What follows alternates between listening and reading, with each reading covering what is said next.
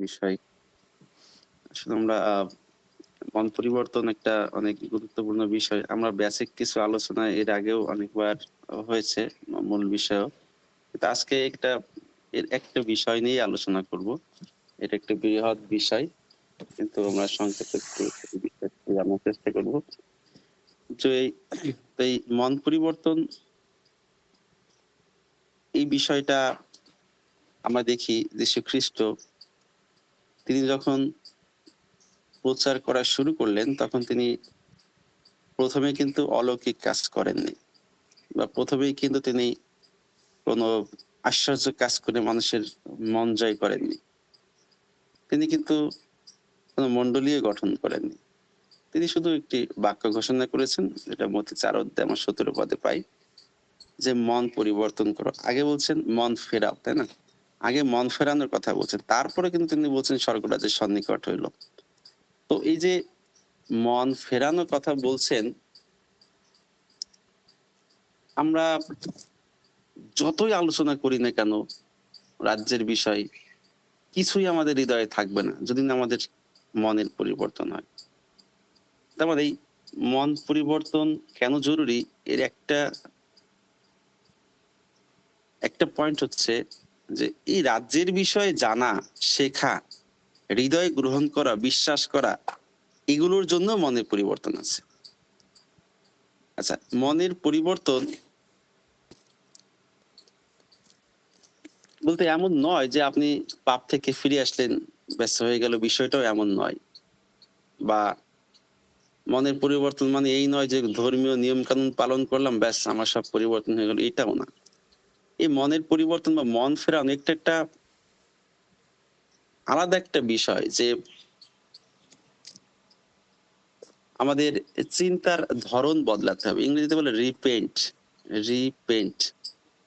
আমরা ওটার ব্যাখ্যায় যাচ্ছি তার আগে আমরা এভাবে চিন্তা করি যে এই চিন্তা ভাবনা বদলানো।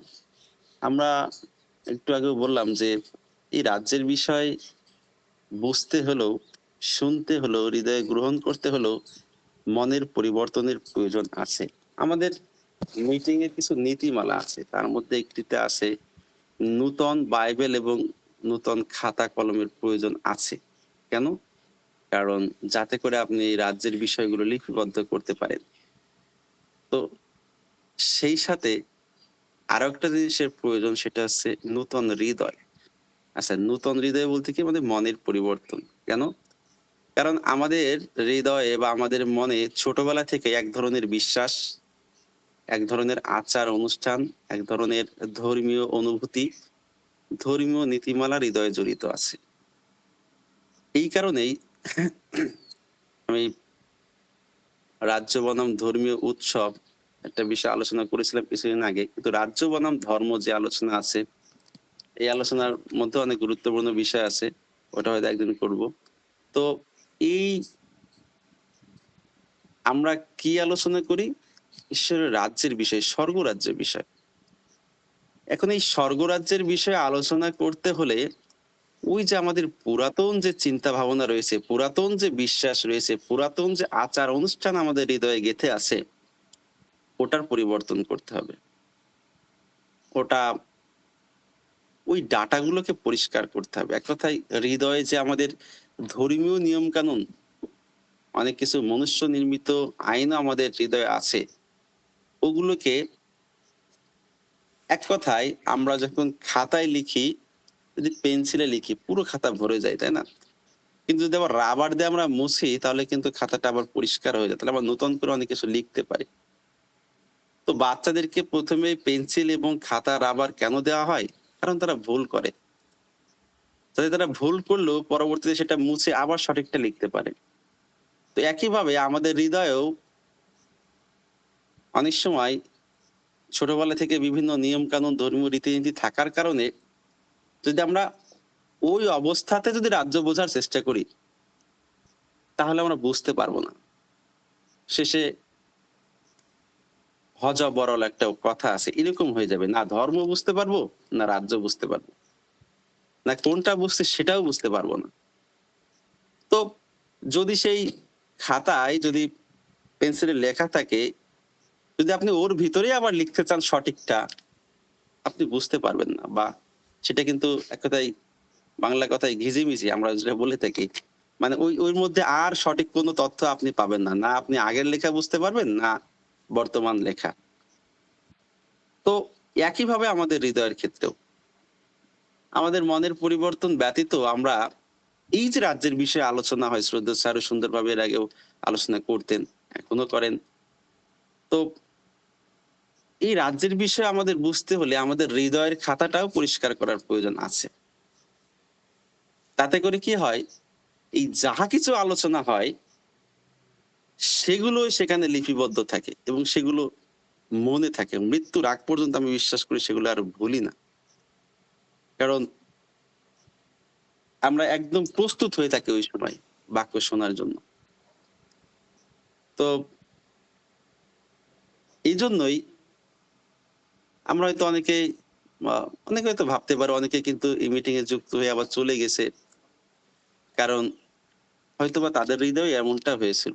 তারা বাহ্যিক ধার্মিকতাও বুঝতে চায়, রাজ্যও বুঝতে চায়। শেষে ২ টা মিলে মিক্স আপ হয়ে যায়। শেষ পর্যন্ত সিদ্ধান্তহীনতায় ভোগে। তো এখন বিষয় হচ্ছে এইজন্য আমরা যারা নূতন প্রবেশ করে তাদেরকে আমরা এভাবেই বলে থাকি যেন আমরা এই হৃদয়কে প্রস্তুত করে আসি। খাতা কলম বাইবেল তো আছে, তার সাথে হৃদয়ের প্রস্তুতির একটা বিষয় আছে। তো মনের পরিবর্তন বিষয়টা হচ্ছে যে এই যে আপনি আগে যেভাবে চিন্তা করতেন বা আমরা আগে যেভাবে চিন্তা করতাম, এখন সেভাবে চিন্তা করি না। আমি সরাসরি মেনশন করি, আমাদের মধ্যে সরস্বতী দিদি আছেন। আমি বিশ্বাস করি প্রভুর ইচ্ছায় আপনি আজ থেকে কয়েকদিন আগে যেভাবে চিন্তা করতেন জীবন সম্পর্কে, পরিবার সম্পর্কে, জগৎ সম্পর্কে, বিভিন্ন রীতিনীতি সম্পর্কে, কিন্তু এই কয়েকদিনের আলোচনায় আমি বিশ্বাস করি আপনি একটু হলেও উপলব্ধি করছেন যে আপনি নূতন কিছু তথ্য এখানে পাচ্ছেন, নূতন কিছু জানতে পারছেন, নূতন কিছু শিখতে পারছেন, যেগুলো আপনার হৃদয়ে হয়তো দাগ কাটছে। এই যে আমরা দ্বিতীয় বিবরণ ২৮ অধ্যায় গতদিন আলোচনা করেছি। আপনি কি কখনো এইভাবে চিন্তা করে দেখেছেন যে ঈশ্বর আমাদের এই ক্ষেত্রে এইভাবে আশীর্বাদ করে? আমার মনে হয় কখনো এমনটা জানার সুযোগ হয়নি। এজন্য প্রভু হয়তো সুযোগ করে দিয়েছেন এরকম আরো যারা নূতন যুক্ত হয় বা আমরা যারা আছি। তো এখন বিষয় হচ্ছে এই বিষয়গুলি, রাজ্যের আরো অনেক গুরুত্বপূর্ণ আলোচনা আছে। এই বিষয়গুলি বুঝতে হলে আমাদের হৃদয়টাকে সেভাবে প্রস্তুত করতে হবে যেন আমি সেগুলো বুঝতে পারি।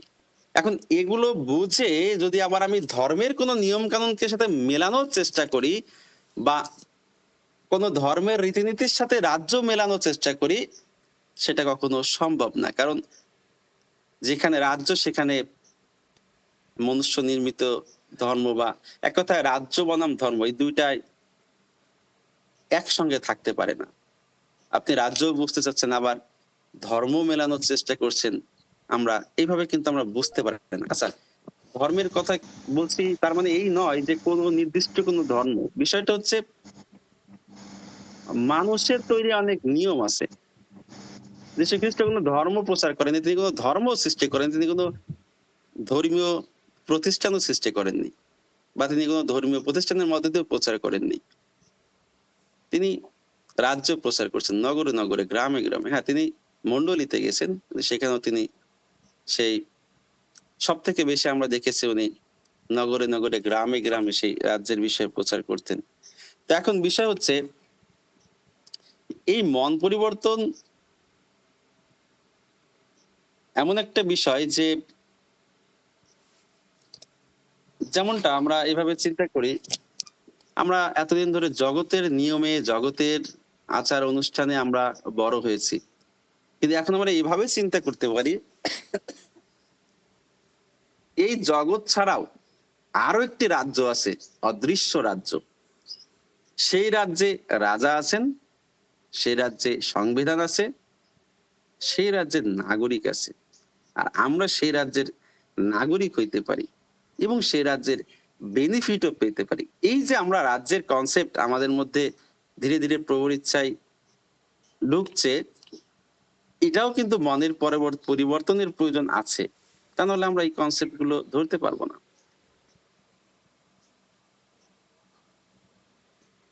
এই জন্য আমাদের চিন্তা ভাবনা, মন মানসিকতা বদলানোর প্রয়োজন আছে। এই মনের পরিবর্তন যখন একবার আমাদের জীবনে সংগঠিত হয়, তখন দেখবেন আপনি আমি আর আগের মতো নাই। সাপোজ আগে যে কাজগুলো আমি করতাম, তৃপ্তি পেতাম, সে কাজগুলো এখন আর ভালো লাগে না। এখন মনে হয় আমি ভিন্নভাবে চিন্তা করতে শিখেছি। গতদিন একটা ছেলের সাথে আমার কথা হয়েছিল। সে বলছে, আপনারা কোন কোন গানগুলো করেন, সেই গানগুলো মানে সে জানতে চাচ্ছে যে আমরা মিটিং এ কি কি গান করি, কিভাবে উপাসনা করি। আমি বললাম, দেখেন আমরা রাজ্যের বিষয়ে আলোচনা করি, আমাদের মিটিং এ গান করি না। আমরা আমরা প্রার্থনা করে শুরু করি এবং গান রাজ্যের বিষয়ে আলোচনা করি, প্রার্থনা করে শেষ করি। তো দেখেন, এই যে গান করার যে একটা মন মানসিকতা, এগুলো হচ্ছে ধর্মীয় উপাসনা করার একটা মাধ্যম হিসেবে আমরা ছোটবেলা থেকে জেনে আসছি, তাই না? যে ধর্মীয় সঙ্গীতের মধ্য দিয়ে ঈশ্বরের গৌরব করবো। কিন্তু হ্যাঁ, কথা ঠিক, কিন্তু আমরা যখন রাজ্যের বিষয়ে জানি, তখন আমরা বুঝতে পারি যে আসলে কোন কোন সঙ্গীত গুলো, কোন কোন গানগুলো আমাদের ঈশ্বরের গৌরব করে বা তার প্রশংসার্থে ব্যবহৃত হয়। কিন্তু দেখা যায় যে অনেক কিছু আমরা এগুলো পার্থক্য বুঝতে পারি। কারণ যখন আমরা রাজ্যের বিষয় জানি, তখন আমরা ওই গানগুলো, রাজ্যের কনসেপ্টে যে গানগুলি আছে, সেগুলোর মধ্য দিয়ে আমরা ঈশ্বরের গৌরব করতে ইচ্ছা করি। কারণ প্রভু সেই জ্ঞান বুদ্ধি প্রজ্ঞা আমাদেরকে দান করেছেন, যেন আমরা সঠিকটা বুঝতে পারি। এখন বিষয় হচ্ছে যে ওই আপনার ওই চিন্তাধারাটা থাকবে না। আমিও কিন্তু একসময় খুব ভালো গান, ভালো গাইতে না পারলেও মানে গানের প্রতি মন মানসিকতা অনেক ছিল। কিন্তু প্রভুর ইচ্ছায় এখন রাজ্যের বিষয় জানার পরে গান এখনো করি, কিন্তু রাজ্যের কনসেপ্টে যে গানগুলি আছে সেগুলোতে তৃপ্তি পাই প্রভুর ইচ্ছায়। কারণ আমরা খেয়াল করি এই যে পরিবর্তনটা, এরকমটা আমাদের জীবনেও আসবে। আপনি আগে যেগুলো করে তৃপ্তি পাইতেন, এখন আর সেগুলোতে তৃপ্তি পাবেন না। এটাই মনের পরিবর্তন। ধীরে ধীরে এটা হবে, হয়তো একবারে না হইতে পারে। তারপরে আগে যেখানে আড্ডা দিতাম, এখন সেখানে আড্ডা দেই না, কারণ সেখানে আমার কোনো তৃপ্তি নাই। তো এরকম ছোটখাটো বিষয়ে পরিবর্তন আসবে। আগে রাগ করতাম অল্পতেই, এখন আর রাগি না, কারণ আমার মনের পরিবর্তন হয়েছে। আগে ঈর্ষা, হিংসা, নিন্দা আসতো হৃদয় থেকে, এখন আর আসে না। আমি জাস্ট মনের পরিবর্তনের কিছু বিষয় আলোচনা করছি। এখন যীশু খ্রিস্ট বলছেন যে মন ফেরাও, কেননা স্বর্গরাজ্য সন্নিকট হলে এসে গেছে। এই জন্য এই স্বর্গরাজ্য বুঝতে হলে, এই রাজ্য আমাদের হৃদয়ে পুনঃস্থাপিত হইতে হলে মনের পরিবর্তনের প্রয়োজন আছে। আমরা জানি বর্তমান সময় এই জগৎ শয়তানের রাজত্বে পরিণত হয়েছে, তাই না? ওই যে শ্যামা ঘাস এবং গম দুইটাই কিন্তু একসাথে বড় হচ্ছে এখন। এখন আপনি আমি কি শ্যামা ঘাস নাকি গম, এটা আমাদের নিজেদের উপলব্ধি করতে হবে। এখন আমাদের আশপাশে শ্যামা ঘাস থাকতেই পারে আমাদের আশপাশে, কিন্তু আমরা খেয়াল করি এই আমাদের হৃদয়ের পরিবর্তন, এটার প্রয়োজন এজন্যই আছে। আমরা নর্মালি এভাবে চিন্তা করি, পবিত্র আত্মার মন্দ আত্মা তো একসঙ্গে থাকতে পারে না, কখনোই সম্ভব না। এখন আমাদের হৃদয়ে যদি মন্দতা থাকে, মন্দ আত্মা দ্বারা যদি আমরা পরিচালিত হই, তাহলে তো সেখানে সে রাজ্য স্থাপিত হতে পারে না, সেখানে তো পবিত্র আত্মা ঈশ্বর, বাক্য ঈশ্বর থাকতে পারে না। এই জন্যই মনের পরিবর্তনের প্রয়োজন। কারণ যখন আমাদের হৃদয়ে বাক্য ঈশ্বর এবং পবিত্র আত্মা ঈশ্বর স্থান পায়, তখন সেটাই স্বর্গরাজ্য। তখন আমরা সেই কর্তৃত্বের অধিকারী হইতে পারি, যে কর্তৃত্বে আদম হওয়াকে আদিতে দেওয়া হয়েছিল। আমেন। এখন এই কর্তৃত্ব পাওয়ারের জন্যই আমাদের মনের পরিবর্তনের প্রয়োজন। এখন যীশু খ্রিস্ট এসছেন কেন? আমাদেরকে আদিতে যে রাজ্য দেওয়া হয়েছিল, আমাদেরই অবাধ্যতার কারণে আমরা সেই রাজ্য থেকে বঞ্চিত হয়েছি, সে রাজ্যের বেনিফিট, সুবিধা থেকে বঞ্চিত হয়েছি, আমরা সেই রাজ্যের অধিকার, কর্তৃত্ব থেকে বঞ্চিত হয়েছি। তিনি এসেছেন তোমরা আবারও ওই সে আদম হবার, যার কোনো খাবারের চিন্তা ছিল না, যার কোনো চিকিৎসার চিন্তা ছিল না। সে এডেন উদ্যানে স্বর্গীয় ঈশ্বরের সাথে কথোপকথন করতেন, পবিত্রতার মধ্যে জীবনযাপন করতেন। সমস্ত কর্তৃত্বের অধিকারী যে ছিল, বসে সেই একই ক্ষমতা, একই কর্তৃত্ব, এই একই বেনিফিট গুলি তোমাদেরকে ঈশ্বর আবারও দিতে চাই। তোমরা আবারও সেই অধিকারী হইতে পারো, সেই সাদৃশ্য প্রতিমূর্তি আবারও আমাদের হৃদয়ে পুনঃস্থাপিত হইতে পারে। কিন্তু তার প্রতিদান স্বরূপ আমাদেরকে কি করতে হবে? বলছে মন ফেরাও, মন পরিবর্তন করো। যখনই আমরা মন পরিবর্তন করি, তখনই আমাদের হৃদয়ে স্বর্গরাজ্য স্থাপিত হয়। তখনই আমরা সমস্ত কর্তৃত্ব পাই। ওই যে আমরা বলছিলাম না, ঈশ্বরের সন্তান হওয়ার অধিকার পাই, উত্তরাধিকার বিষয়ে তো আলোচনা করছি। তো তখন আমরা পুরো সেই ক্ষমতা, কর্তৃত্ব পাই, যার ফলে তখন আমরা একজন অসুস্থ পীড়িত ব্যক্তির উপরে হস্তার্পণ রেখে প্রার্থনা করব, সে সুস্থ হয়ে যাবে। কারণ সেই কর্তৃত্ব পাওয়ার আমাদের মধ্যে আছে, সে বাক্য ঈশ্বর, পবিত্র আত্মা ঈশ্বর আমাদের মধ্যে আছে। তখন আমরা যিশুর নামে বলবো এই মন্দ আত্মা চলে যেতে, কারো দেহ থেকে চলে যাবে, কারণ সে স্বর্গরাজ্যের প্রভাব সেখানে বিস্তার হচ্ছে। একইভাবে আমাদেরকে পুনরায় সেই জায়গায় যাওয়ার জন্য মনের পরিবর্তনের প্রয়োজন আছে। এখন শ্রদ্ধেয় স্যার এটাকে আরো সুন্দরভাবে উদাহরণ দেন, আমি কিছুটা শেয়ার করি। রিপেন্ট বিষয়টা, ধরেন এই বইটা আদিতে এইভাবে ছিল, কিন্তু পরবর্তীতে এটা এই যে আমাদের ইচ্ছার কারণে, এই যে আমার ইচ্ছার কারণে কিন্তু নিচে পড়ে গেছে, তাই না? রিপেন্ট। এখন এটাকে পুনরায় যদি তুলতে হয়, আমাকে নিজেকেই কিন্তু হাত দিয়ে উপরে তুলতে হচ্ছে, তাই না? তারপরে এই যে উপরে আসছে। এখন বিষয় হচ্ছে, আদিতে আমরা ঈশ্বরের অবাধ্য হয়েছিলাম, পাওয়ার অফ চয়েস দেওয়া হয়েছিল, আমরাই ঈশ্বরের বিরুদ্ধে গিয়েছিলাম। এখন এই নিজেদেরকেই বইটা উপরে তুলতে হবে, আমরাই বইটা ফেলেছিলাম, আমাদেরকেই বইটা উপরে তুলতে হবে। তার মানে আমরা ঈশ্বরের অবাধ্য হয়েছিলাম, আমার নিজেকে আমাকে মন পরিবর্তন করতে হবে, অন্য কেউ করে দিবে না। আমরা হয়তো শাস্ত্রের বিষয়ে কিছু আলোচনা করতে পারি, আপনাকে মন পরিবর্তনের বিষয়ে মোটিভেট করতে পারি, কিন্তু আপনার মনের পরিবর্তন আপনাকেই করতে হবে, আর কেউ পারবে না। স্ব ইচ্ছায়, কারণ ঈশ্বর আমাদেরকে আদিতে পাওয়ার অফ চয়েস দিয়েছিল, যে আমরা তার অবাধ্য হইলেও হইতে পারি, আবার বাধ্যও হইতে পারি। এখন আমরা যেন পুনরায় ফিরে আসি, এই জন্য যীশু খ্রিস্ট বলছেন মন ফেরাও। সেই স্বর্গরাজ্য যা আদিতে আদম হওয়ার মধ্যে ছিল, সেটা চলে এসেছে আবারও। তোমরা মন ফেরাও এবং তোমাদের মনের ভিতরে হৃদয় সে রাজ্য স্থাপিত করো। এটা ঈশ্বরের ইচ্ছা, প্রভুর প্রার্থনায় তোমার ইচ্ছায় সিদ্ধ হোক, যেমন স্বর্গে তেমন পৃথিবীতে হোক। এটাই ছিল ঈশ্বরের আদি পরিকল্পনা। আর তার পরিকল্পনা কিন্তু আগেও যা ছিল, এখনো তাই আছে। তাই আমাদের মন পরিবর্তন করতে হবে। এতদিন ধরে আমরা যে চিন্তা ভাবনার মধ্যে ছিলাম, ওই চিন্তার ধরন বদলাতে হবে, মন মানসিকতা বদলাতে হবে, দৃষ্টিভঙ্গি বদলাতে হবে, আমাদের আচরণ, ব্যবহার সবকিছু বদলে যাবে। এক কথা, আমাদের চিন্তা ভাবনাটা বদলাতে হবে। মন পরিবর্তন মানে জগতের চিন্তা বাদ দিয়ে রাজ্যের মতো করে চিন্তা করতে শেখা। রাজ্যের কনসেপ্টে, যখন আপনি রাজ্যের কনসেপ্টে চিন্তা ভাবনা করা শুরু করবেন, তখন আমি সবকিছুর মালিক এই কথাটা আর মুখ দিয়ে বের হবে না। এই সবকিছুই প্রভুর, সবকিছুই আমাদের রাজার।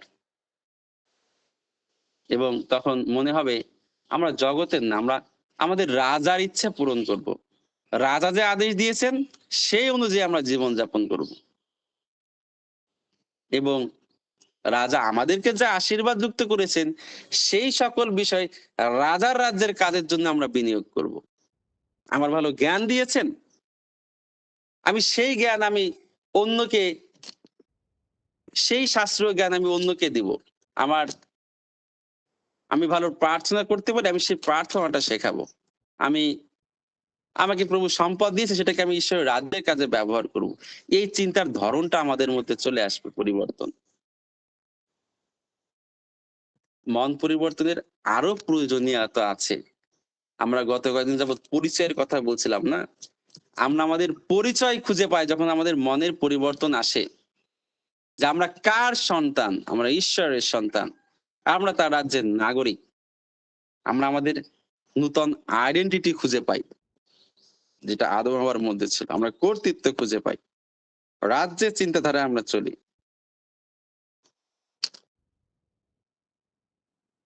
আর আমাদের অবাধ্যতার কারণেই, আমাদের হৃদয়ের অপবিত্রতার কারণেই কিন্তু আমরা শুধু নৈতিক ব্যর্থতা নয়, আমরা রাজ্যের চিন্তাধারার পতন হয়েছে আমাদের।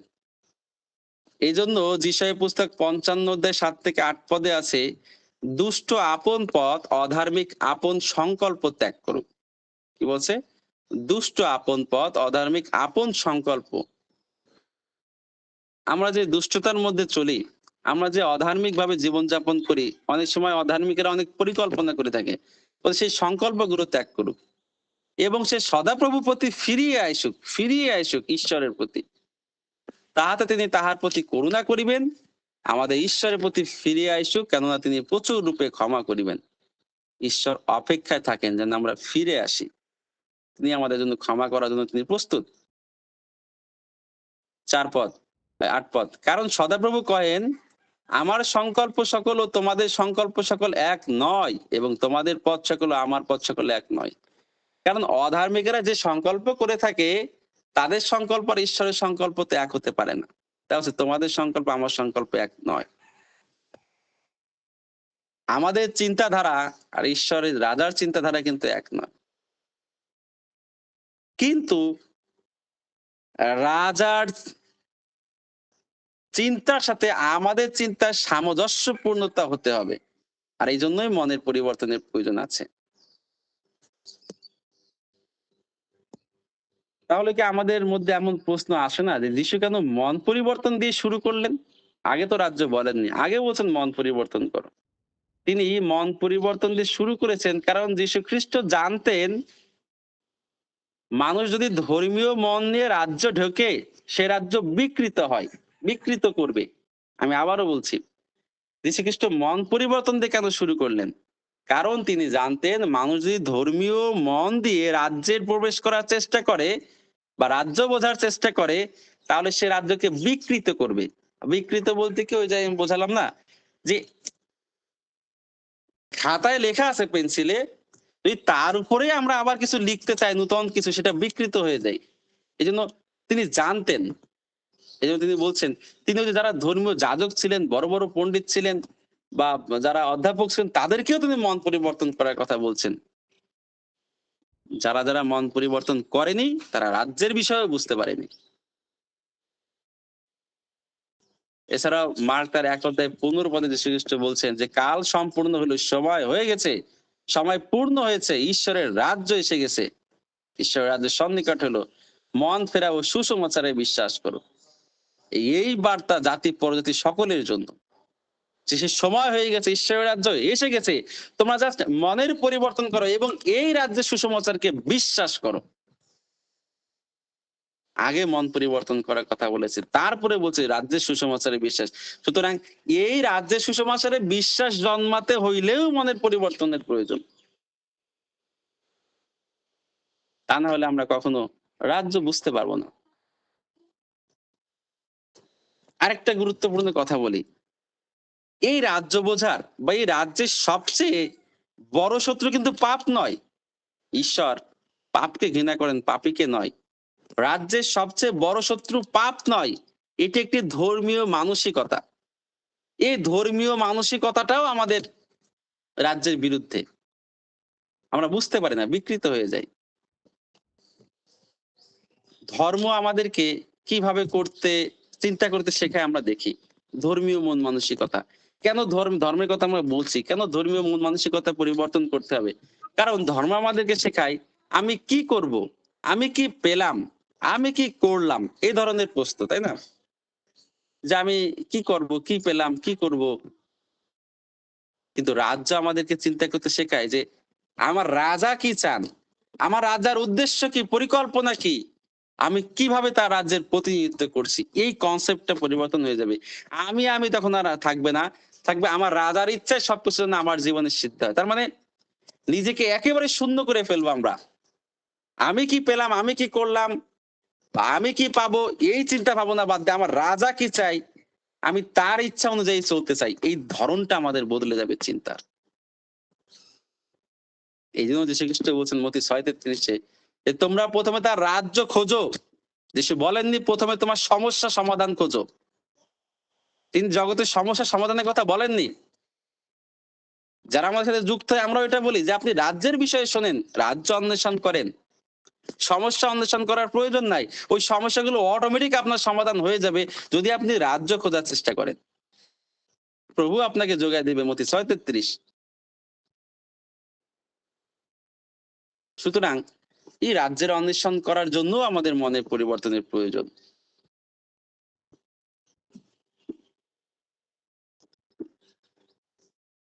আমরা খেয়াল করি এই মনের পরিবর্তন, আমরা ওইদিকে যাই। আমি যেহেতু আমাদের সময়ও দ্রুত যাচ্ছে মনে হচ্ছে এরকমটা আমার কাছে। তো আমরা দেখি আসলে আমাদের মনের ভিতরে কি কি থাকে। যীশু খ্রিস্ট এই বিষয়ে কিছুটা বলেছেন যে আমাদের অন্তঃকরণে, আমাদের হৃদয়, এই যে মনের পরিবর্তন নিয়ে আলোচনা হচ্ছে, এই আমাদের হৃদয়ে কি থাকে, কি বদলাতে হবে আমাদের। দেখেন মথি তার 15 অধ্যায় 19 আছে, কেননা অন্তঃকরণ হইতে, অন্তঃকরণ মানে আমাদের হৃদয় হইতে কুচিন্তা, নরহত্যা, ব্যভিচার, বেশ্যাগমন, চৌর্য, মিথ্যা সাক্ষ্য, নিন্দা আসে। তো আমাদের হৃদয় থেকে কি আসে? কুচিন্তা। এই যে আমরা কুচিন্তা করি, এটা কিন্তু জেনারেট হয়, কিন্তু শুরু হয় কিন্তু আমাদের মন থেকে, হৃদয় থেকে, তাই না? এই যে আমরা মনে মনে কুচিন্তা করি, এটাও আমাদের শেষে কি বলছে যে এগুলো অসুচি করে। অর্থাৎ এগুলো আমাদের যদি হৃদয়ে থাকে, কুচিন্তা, নরহত্যা, আমরা যদি মানুষের কোনো মারার পরিকল্পনা করি, খেয়াল করি, নতুন ভাবে আমরা এটা শিখি যে সাপোজ আমাদের মনে এমনটা হয় না, ওরে যদি একটু মারতে পারতাম, ওরে মেরেই ফেলবো আমি, এরকম ক্রোধ কাজ করে হৃদয়, তাই না? তো আপনি যখন মনে মনে কল্পনা করবেন যে ওরে আমি মারবই, তার মানে আপনি অলরেডি সেই পাপ করেছেন। কারণ আপনার, ইয়েস স্যার। মার্ক 7:22 একই কথা, একটু বড় স্যার আকারে আমি আছে। ওইটাও আমি মনে মনে চাচ্ছিলাম, তো ধন্যবাদ। আমি মার্ক না লুকে যেন দেখছিলাম, হ্যাঁ মার্কটাই। মার্ক 22:28 না, মার্ক 7:22 21-22 আচ্ছা, যাচ্ছি আমরা ওই জায়গায়, আমরা শেষ করি তারপর যাচ্ছি ওখানে। তো তাহলে কুচিন্তা, নরহত্যা, এটা কোথা থেকে আসে? আমাদের হৃদয় থেকে। ব্যভিচার, ব্যভিচার বুঝি এই যে আমরা অন্যের দিকে আমরা অনেক সময় কি করি, জাগতিক ভাবে অনেক প্রলোভনে বা খারাপ দৃষ্টিতে, কুদৃষ্টিতে তাকাই, তাই না? এই যে আমরা একে অন্যের দিকে কাম ভাবে তাকাই, কুদৃষ্টিতে তাকাই, আমাদের তাদের সাথে খারাপ সম্পর্ক করার প্রয়োজন নাই। ওই যে আপনি হৃদয়ে হৃদয়ে কল্পনা করছেন, আপনি অনুভব করছেন, হৃদয়ে আপনি চিন্তাটা করছেন, অলরেডি আপনি সেই কাজ, মনে করেন ওই কাজটা আপনি করে ফেলেছেন, বা ওই পাপটা আপনি করে ফেলেছেন। সুতরাং বিষয়টা হচ্ছে এটাই যে যেটা আমরা মনে মনে কল্পনা করি, বাস্তবে সেটা আমরা যদি নাও করি, যেহেতু আমরা হৃদয় সেটা আমরা অনুভব করছি, হৃদয়ে কল্পনা করছি, তার মানে আমরা অলরেডি সেই অন্যায়টা করে ফেলছি। তারপর আছে বেশ্যাগমন, চৌর্য, মিথ্যা সাক্ষ্য, নিন্দা। এই যে আমরা অন্যের প্রতি মিথ্যা সাক্ষ্য দেই, তাই না? এটাও কিন্তু আমাদের বদলাতে হবে। নিন্দা করা, এই যে আমরা অন্যকে নিন্দা করি, এই নিন্দাটাও কিন্তু আমাদের হৃদয় থেকে আসে। মনে রাখি, আমরা যখন মন পরিবর্তন করি, ঈশ্বর রাজ্যের নাগরিক হয়ে থাকি, তখন মনে রাখতে হবে আমাদের মধ্যে নিন্দা, মিথ্যা সাক্ষ্য, কুচিন্তা, নরহত্যা, ব্যভিচার এগুলো থাকা যাবে না। এগুলো যখনই আমাদের হৃদয়ে থাকবে, এগুলো আমাদের হৃদয়কে অপবিত্র করে। আর অপবিত্র জায়গায় কখনো পবিত্র আত্মা থাকতে পারে না। এই জন্য আমাদের হৃদয় থেকে এগুলো বার করতে হবে। এবার আমরা যাই মার্ক তার 7:21-22 বলছে, কেননা ভিতর হইতে, মনুষ্যদের অন্তঃকরণ হইতে, ভিতর হইতে, মানে আমাদের ভিতর হইতে, আমাদের অন্তঃকরণ হইতে বলছে কুচিন্তা বাহির হয়। কি বাহির হয়? কুচিন্তা, যেটা আমরা এটাকে বললাম। বেশ্যাগমন, চৌর্য, নরহত্যা, ব্যভিচার, এরপর বলছে লোভ। এই যে আমরা লোভ করি, মাথায় রেখে আমরা এই লোভ করাটাও কিন্তু আমাদের অপবিত্র করে। এই লোভ করাটাও কিন্তু আমরা আমাদের হৃদয় যদি থাকে, সেই হৃদয় কিন্তু পরিবর্তন হয়নি। তারপরে দুষ্টতা, ছল, আমরা যে বিভিন্ন দুষ্টতা, ছল, প্রতারণা করে না, এই প্রতারণামূলক মনোভাবও যদি আমাদের মধ্যে থাকে, এটাও আমাদের পরিবর্তন করতে হবে। লম্পটতা, কুদৃষ্টি, এই যে কুদৃষ্টি, নিন্দা, অভিমান ও মূর্খতা, এই যে আমরা অভিমান করে থাকি, রাগ করে থাকি, এগুলো কিন্তু আমাদের বদলাতে হবে। সুতরাং এক কথায়, রাজ্যের নাগরিক হিসাবে আমাদের মধ্যে রাগ, ক্রোধ, হিংসা, নিন্দা, মিথ্যা সাক্ষ্য, এগুলো কোনো কিছুই থাকবে না। এই সব বদলাতে হবে আমাদের। আর এগুলো বদলানো ব্যতি রেখে আমরা রাজ্য বুঝতে পারি না, এবং পবিত্রতা বাক্য ঈশ্বর আমাদের হৃদয়ে স্থান পায় না, এবং যার ফলে আমরা হয়তো শুধু প্রার্থনাই করে যাই ঈশ্বরের কাছে, আমরা হয়তো চেয়ে যাই, কিন্তু আমরা ফল পাই না। আমরা অসুস্থতার মধ্যেই পড়ে থাকি, আমরা সুস্থ হয়ে উঠতে পারি না। এই কারণ একটাই, আমাদের মনের পরিবর্তন ব্যতি রেখে, আমাদের মনের পরিবর্তন না হলে ঈশ্বর তার ঐশ্বরিক কাজ করতে পারেন না। আমরা যে আমাদের দেহের সুস্থতার জন্য আমরা যাচনা করি, এই দেহের সুস্থতার জন্য সে বৈধতার তো প্রয়োজন আছে। আমাদের হৃদয়ে যে ঈশ্বরের স্থান দিব, আমরা খেয়াল করি, যখন আপনার আমার হৃদয়ে ঈশ্বর, শাস্ত্র বলে দেহ পবিত্র আত্মার মন্দির, তো যখন আমাদের হৃদয়ে আমাদের সুস্থতার জন্য ঈশ্বর কাজ করবেন আমাদের মধ্যে, এটার জন্যও কিন্তু আমাদের শরীরে হৃদয়ে সেই বৈধতা দেওয়ার প্রয়োজন আছে। কারণ ঈশ্বর আত্মা, তিনি কোনো কিছু করতে হলে রক্ত মাংসের দেহের প্রয়োজন আছে। এটার একটা ব্যাখ্যা আছে, আমি এতদূর যাবো না। তো এই জন্য যখন আমরা মন পরিবর্তন করি, তখন আমরা অ্যালাউ করি, ঈশ্বরকে আমরা অ্যালাউ করি, সেই পবিত্র আত্মা বাক্যেশ্বরকে আমরা অ্যালাউ করি, তখন তার আমাদের হৃদয়ে থাকা, তখন আমরা সুস্থ হইতে পারি, তখন আমরা অভাব মুক্ত হইতে পারি, তখন আমরা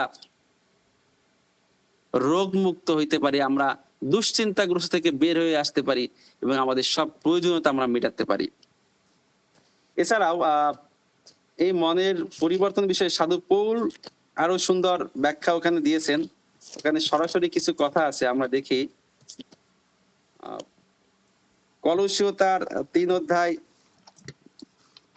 5 পদ থেকে আছে, জাস্ট এ মিনিট।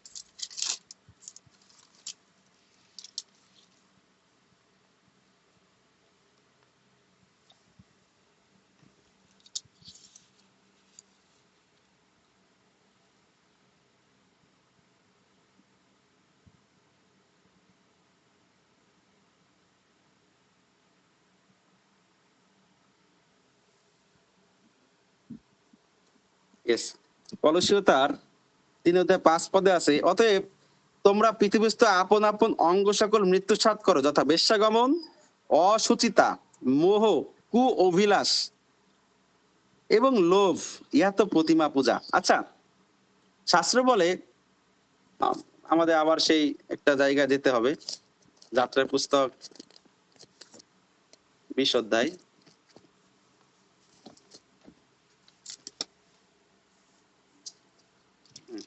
আমরা দেখি পবিত্র শাস্ত্র কি বলে। 20 অধ্যায় 3 পদে বলছে, আমার সাক্ষাতে তোমার অন্য দেবতা না থাকুক। কি বলছে? ঈশ্বর বলছে, ঈশ্বরের যে আজ্ঞা, তাই না, যে আদেশ, সে বলছে আমার সাক্ষাতে তোমার অন্য দেবতা না থাকুক। ঈশ্বরকে, ঈশ্বর রাজাকে তুমি গৌরব প্রশংসা উপাসনা করো, এই ব্যতিরেকে অন্য কাউকে না।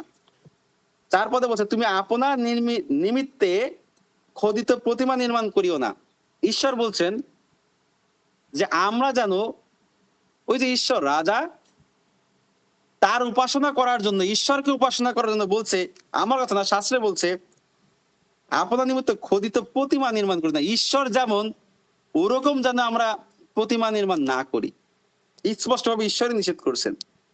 আচ্ছা, উপরিস্থ স্বর্গে, নিচস্থ পৃথিবীতে ও পৃথিবীর নিচস্থ জলের মধ্যে যাহা যা আছে, তাদের কোনো মূর্তি নির্মাণ করেও না। স্পষ্টভাবে শাস্ত্র বলছে, কি বলছে?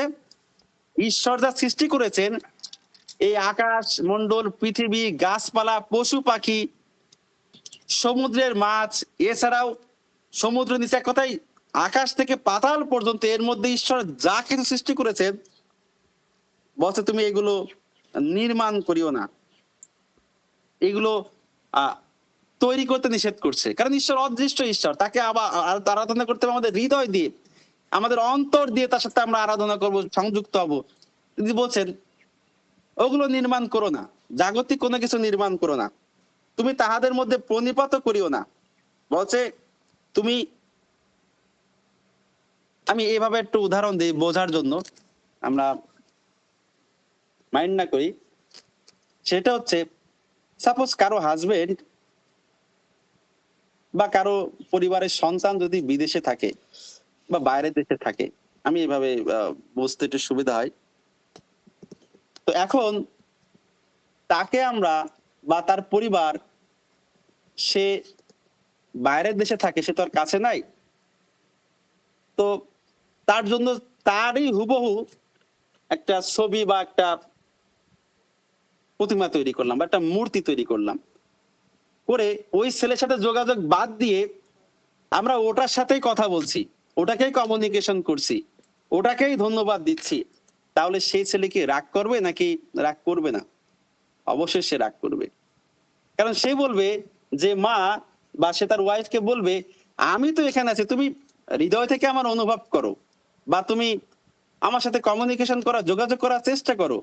তুমি কেন আমার প্রতি যত ফিলিংস, অনুভূতি, সেগুলো তুমি কেন একটা নির্দিষ্ট নিজস্ব তৈরি কিছু একটার উপরে তুমি ফোকাস করছো? এক কথা আমি যেভাবে বোঝাতে চাচ্ছি, এটা কি কখনো সম্ভব যে সে বাইরের দেশে থাকে বলে আমরা তো তার কোনো একটি, তার ডিজাইনে কোনো ছবি বা কিছু তৈরি করে তো আমরা তাকে সন্তুষ্ট করতে পারি না? এটা জাস্ট আমার নিজস্ব উদাহরণ, কিন্তু এখানে একটা গুরুত্বপূর্ণ মেসেজ হচ্ছে, দেখেন ঈশ্বর আত্মা, ঈশ্বর বলছেন আমি যেগুলো সৃষ্টি করেছি, ঈশ্বরে সৃষ্টি করেছেন এই জগৎ, ঈশ্বরে সৃষ্টি করেছেন আমাদেরকে, ঈশ্বরে সৃষ্টি করেছেন গাছপালাকে, ঈশ্বরে সৃষ্টি করেছেন পশু পাখিকে, ঈশ্বরে সৃষ্টি করেছেন এই মৃত্তিকাকে, ঈশ্বরই সবকিছুকে সৃষ্টি করেছেন। এখন যদি আমরা সেই ঈশ্বরকে বাদ দিয়ে ঈশ্বরের সৃষ্টিকে আমরা আরাধনা করা শুরু করি, তাহলে ঈশ্বর কি সন্তুষ্ট হবেন? ঈশ্বর বলবেন যে আমি আমি তোমাদেরকে সৃষ্টি করলাম, আমি এই গাছপালা সৃষ্টি করলাম, আমি সমুদ্রের মৎস্যকে সৃষ্টি করলাম, আমি এই পশু পাখি সৃষ্টি করলাম, অথচ তোমরা আমাকে বাদ দিয়ে এদেরকে তৈরি করে এদেরকে তুমি উপাসনা করছো, এদেরকে তুমি ধন্যবাদ দিচ্ছ, এদের কাছে তুমি প্রণিপাত করছো। এই জন্য বলছে তুমি এগুলো তৈরি করো না, আকাশ বা পৃথিবীর মধ্যে যা কিছু আছে এগুলো তৈরি করো না, তুমি তাহাদের কাছে প্রণিপাত করিও না, এই মাথা নত করো না। তাই বলছে, কারণ মাথা নত কার কাছে করবো? একমাত্র ঈশ্বরের কাছে। এখন তো ঈশ্বরের সৃষ্টি কোনো কিছুকে আমরা সেখানেই প্রণিপাত করি। এই জন্য বলছে মনের পরিবর্তন করো, এই চিন্তা ভাবনাটা বদলাও। জন 4:24 আছে, ঈশ্বর আত্মা, যারা তারা ভজনা করে আত্মায় ও সত্যে ভজনা করো, স্পষ্ট বাক্য আমাদেরকে বলে দিয়েছেন যে ঈশ্বর আত্মা, তা তো দেখা যায় না। বলছে তুমি যদি তাকে উপাসনা করতে চাও তোমার আত্মা দিয়ে করো, হৃদয় দিয়ে করো। এখন তুমি ঈশ্বরের উপাসনালয়ে গিয়েছো, উপাসনালয়ে গিয়েছো একটা ভালো পোশাক পরে, ভালো পারফিউম মেখে, সাজগোজ করে, সুন্দর পরিপাটি করে, কিন্তু হৃদয়ের পরিবর্তন হয়নি। হৃদয়ের মধ্যে আছে কুচিন্তা, কুঅভিলাষ, মিথ্যা, নিন্দা, হিংসা, অহংকার, স্বার্থপরতা, এগুলো রয়েছে। আপনি এগুলো নিয়ে আপনি সুন্দর পোশাক পরে আপনি উপাসনালয়ে গিয়েছেন ঈশ্বরের উপাসনা করার জন্য। ঈশ্বর এই উপাসনা চান না। তিনি বলছেন আমার প্রাঙ্গণ সকল পদদলিত দলিত করিবার অধিকার কে দিয়েছে, বা এগুলো আমরা কেন করি? তাই বলছে তুমি যতই প্রার্থনা করো আমি শুনবো না। এই জন্য আমাদের মনের, বলছে তোমরা কদাচরণ ত্যাগ করো, সদাচরণ শিক্ষা করো, অর্থাৎ আমাদের মনকে ধৌত করতে হবে, হৃদয়কে ধৌত করতে হবে। এই হৃদয় দিয়ে ঈশ্বর উপাসনা করতে বলছে। আপনি কেন বললাম জগতের কোনো কিছু নির্মাণ করে সেটার উপাসনার প্রয়োজন নাই? কেন বলছি? কারণ যখন আপনি বিপদে পড়েন, আমি জগতের উদাহরণ দিচ্ছি, সাপোজ কেউ হসপিটালে আছে, মারাত্মক ভাবে তার ফ্যামিলি কেউ হসপিটালে ভর্তি, সেখানে কি উপাসনালয় থাকে? সব জায়গায় কি থাকে? হয়তো থাকে না। সাপোজ আপনি ঢাকাতে গেছেন, আপনি ঢাকা শহর কিছু চেনেন না, কিন্তু আপনার সিরিয়াস একজন রোগী হসপিটালে ভর্তি রয়েছে, আপনি কি দৌড়ে উপাসনালয় খুঁজবেন কোথায় উপাসনালয় আছে, গিয়ে আমি ঈশ্বরের কাছে প্রার্থনা করব? না, আপনি ওই জায়গাটাতে থেকেই ঈশ্বরের কাছে আপনি যাচনা করতে পারেন, ওই জায়গা থেকে আপনি প্রার্থনা করতে পারেন, আপনার প্রার্থনা ঈশ্বর শুনবেন। এমনকি আপনি যদি পাতালে থেকেও ঈশ্বরের কাছে প্রার্থনা করেন, আত্মাতে দীনহীন হয়ে ঈশ্বর আপনার প্রার্থনা শুনবেন। এমনকি যারা সমুদ্রের মাঝখানে থাকে, সেখানে কি উপাসনালয় থাকে, তারাও তো ঈশ্বরের গৌরব করে, তারাও তো ঈশ্বরের আরাধনা করে, ঈশ্বরের কাছে যাচনা করে, প্রভু আমাদেরকে বাঁচাও। যদি কেউ সমুদ্রের মাঝখানে ডুবে থাকে, তখন তারা উপাসনালয়ে এসে বলে আমাদের বাঁচাও। আমি উদাহরণটা এই জন্য দিলাম, দেখেন ঈশ্বর আত্মা, আত্মাকে দেখা যায় না, তিনি সব সময় আমাদের, ওই যে প্রার্থনা আছে না, যিনি গোপনে বর্তমান তিনি তোমাকে গোপনে ফল দিবেন। তার মানে তিনি গোপনে বর্তমান, তারা তোমার দেখতে পায় না, তিনি সবসময় আমাদের আশপাশে আছেন। যখন আমরা অ্যালাউ করি তখন তিনি আমাদের মধ্যে আসেন। এখন বিষয় হচ্ছে যে ঈশ্বর আত্মা, আমরা উপাসনা যেভাবেই করি না কেন সেটা গ্রহণযোগ্য হবে না যদি না আমরা আত্মায় ও সত্যি আমাদের হৃদয় দিয়ে তাকে উপাসনা না করি। এই জন্য আমাদের হৃদয়ের পরিবর্তনটা আগে প্রয়োজন, হৃদয়ের পবিত্রতা থাকা আগে প্রয়োজন। তাহা হইলেই আমরা ঈশ্বরের উপাসনা করতে পারি। এই ঈশ্বরে কিভাবে উপাসনা করতে হয় এটা নিয়ে আলাদা লেকচার আছে, আমি আরেকদিন দিব। তো এখন বিষয় হচ্ছে এই যে আমরা কুচিন্তা করি, কুবিলাস করি, নিন্দা করি, লোভ করি, এগুলো এক প্রকার পৌত্তলিকতা। ঈশ্বর এগুলো পছন্দ করেন না। এছাড়াও কলসীয় তার না, কলসীয় না, গালাতীয় তার 5 অধ্যায় আরো সুন্দর ব্যাখ্যা আছে সাধু পৌলের। হ্যাঁ, আমাদের হৃদয়ের মধ্যে আর কি কি থাকে এই বিষয়ে আরেকটু আলোচনা করছি, আমাদের সময় শেষ পর্যায়ে। বলছে 19 পদ, আবার মাংসের কার্য সকল প্রকাশ আছে, সেগুলি এই বেশ্যাগমন, অসুচিতা, শৈরিতা, প্রতিমা পূজা, কুহ, নানা প্রকার শত্রুতা। এই যে আমরা একে অন্যের সাথে শত্রুতা করি, এটাও কিন্তু আমাদের হৃদয়কে অপবিত্র করে। বিবাদ, এই যে একে অন্যের সাথে বিবাদ করা, ঈর্ষা করা, রাগ করা, প্রতিযোগিতা, বিচ্ছিন্নতা, দলভেদ, মাৎসর্য, মত্ততা, রঙ্গরস, এই যে মদ খেয়ে মাতলামি করা, এগুলো কিন্তু আমাদের হৃদয়কে অপবিত্র করে। কিভাবে আমরা দেখি, আবার তৎসঙ্গিত অন্যান্য দোষ। সুতরাং আমরা খেয়াল করি এই যে রাগ, হিংসা, শত্রুতা, বিবাদ, অসুচিতা, বেশ্যাগমন, এগুলো আমাদের মধ্যে থাকা যাবে না। এগুলো আমাদের মনকে কি করে? অপবিত্র করে। আর অপবিত্র জায়গায় কিন্তু পবিত্র আত্মা স্থান পায় না। আমি অনেক কিছু রেডি করছিলাম কিন্তু আমি শেষ করতে পারিনি, দুঃখিত। তো এখন বিষয়টা হচ্ছে, যতটুকু আমরা আলোচনা করছি, আমরা এইভাবে চিন্তা করি যে আমাদের মনের মধ্যে কোনো ইনিকুইটি থাকবে না। আবার আমি এগুলো বললাম বলেই যে আপনি রাগ করা বন্ধ করুন, মেপে মেপে গুনে গুনে, যে আজকে আমি সারাদিনে রাগ করি না, সারাদিনে আমি হিংসা করি না, সারাদিনে আমি মিথ্যা কথা বলি নাই, এভাবে হিসাব করে আবার আপনি ঈশ্বরকে সন্তুষ্ট করতে পারবেন না। আপনার টোটালি নিজের হৃদয়টাকে এমন ভাবে বদলাতে হবে যে আপনাদের ওই ধরনের কোনো কাজই হবে না। এক কথায় আমি এখন প্রভুর ইচ্ছায় চলি, আমার ভিতরে আর মন্দ বিষয়গুলি আমাদের হৃদয়ে আসবে না, কারণ আমার মন পরিবর্তন হয়েছে। আমি চিন্তা ভাবনা আমার বদলে গেছে, আমি আর আগের মতো এখন চিন্তা করি না। আমি এখন আমার রাজার ইচ্ছায় বাঁচতে চাই। আমাদের ঈশ্বর কি চান, তার উদ্দেশ্য কি, আমি সেই দায়িত্ব নিয়ে থাকতে চাই। আমি সেই ঈশ্বরের ইচ্ছায় চলতে চাই, তার রাজ্যের অন্বেষণ করতে চাই। কারণ আমার যা কিছু পর্যন্ত তিনি যোগাই দিবেন, কিন্তু আমি, আমার দায়িত্ব হচ্ছে তার রাজ্য অন্বেষণ করা, তার ইচ্ছায় চলা। আর এই সব কিছুর জন্য আমাদের মনের পরিবর্তন প্রয়োজন। যখন আপনার মনের পরিবর্তন হবে, তখন আপনি ঐশ্বরিক আশীর্বাদ আপনি পাওয়া শুরু করবেন। ঈশ্বরের ভান্ডার থেকে সে আশীর্বাদ গুলি আমাদের জীবনে যুক্ত হবে। ওই দ্বিতীয় বিবরণ 28 অধ্যায় ফাংশন হইতে হলেও আমাদের মনের পরিবর্তনের প্রয়োজন আছে। ঠিক। তখন অনেকে বুঝতে পারবে যে আপনি আর আগের মতো নাই। তখন বলবে, আশ্চর্য ব্যাপার, এ তো কদিন আগেও তো খাবারের কষ্ট ছিল, অসুস্থতা ছিল, বিভিন্ন কষ্টে ছিল, সে তো এখন আগের মতো নাই, তার তো আনন্দ, খুশি, উল্লাস তার মধ্যে রয়েছে, সে তো ভালো রয়েছে। কিভাবে রয়েছে? কারণ আপনি মন পরিবর্তন করেছেন, আপনি অ্যালাউ করেছেন আপনার হৃদয়ে ঈশ্বরকে আসার জন্য। তখন ঈশ্বর আপনাকে সে আশীর্বাদ যুক্ত করছেন, সেটা অনেকে উপলব্ধি করছে। ফল দ্বারা মানুষ বুঝতে পারবে যে আপনার প্রতি ঈশ্বর আবাস, আপনার মধ্যে ঈশ্বরের আবাস। আসুন, আমি এই বিষয়ে দীর্ঘায়িত করছি না, আলোচনা এতটুকুই। আমি দুঃখিত একটু সময় বেশি নেওয়ার জন্য। শ্রদ্ধা স্যার আছেন, যদি কিছু শেয়ার করতেন। ধন্যবাদ। প্রভুর নামের গৌরব হোক এই বাক্যের মাধ্যমে। ধন্যবাদ বিশ্বাসবাবু। সব কিছুর ভিতর দিয়ে ঈশ্বরের গৌরব হোক, তার মহিমা প্রকাশিত হোক।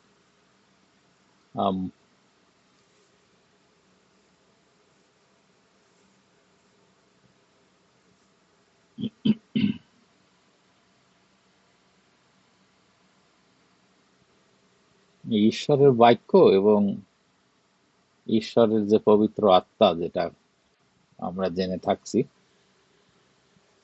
এই দুটোটাই এই দুটোই এত পবিত্র জিনিস। এই দুটো জিনিস স্থান পাইতে হইলেই একটা পবিত্র জায়গা লাগবে। আমরা এতক্ষণে বিশ্বাসবাবুর বক্তৃতায় জেনেছি যে অপবিত্র কি কি কার্যের দ্বারা হয়, যেগুলি আমাদের অন্তরের ভিতর আছে, লুক্কায়িত আছে।